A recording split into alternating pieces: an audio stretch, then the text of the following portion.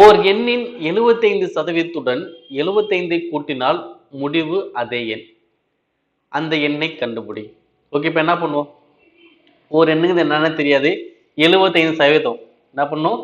75%. அப்ப 75%உடன் என்ன பண்ண சொல்றாங்க? 75 கூட்ட சொல்றாங்க. அப்ப 75 கூட்டணும். கூட்டினா எனக்கு என்ன கிடைக்கும்? அதே எண். அதே எண்ணாக்கு என்னது? 100% தானே. அப்ப 100% வருமாப்பா. இப்ப நீங்களே பாருங்க, ஆன்சர் கண்டுபிடிச்சிருவீங்க. பாருங்க, 75%உடன் 75 கூட்டினால் அதே எண் கிடைக்கும். அப்ப அதே எண் 100%. ஓகே, இப்ப கான்செப்ட் பாருங்க. 75%ஓட எத்தனை சதவீதத்தை கூட்டினா 100% வரும்? 75% என்ன பண்ணும்?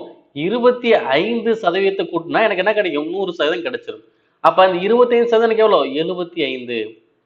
25% எனக்கு எவ்வளவு? 75. அப்ப அந்த நம்பர் என்னது? 100%. அப்ப 100% எனக்கு என்ன வரும்? ஓகே, பாருங்க.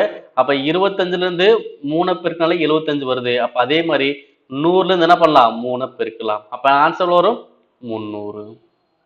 சோ அவ்வளவுதான். அப்ப ரொம்ப சிம்பிளா ஆன்சர் பண்ண முடியும். புரியுதுங்களா? 75%உடன் 75 கூட்டினால் அதே எண் கிடைக்கும். அப்ப அதே எண் 100%. அப்ப 75 கூட 25% கூட்டினா 100% கிடைக்கும். அப்ப அந்த 25% எவ்வளவு? 75. சோ ஆன்சர் ஈஸி, முடிஞ்சு.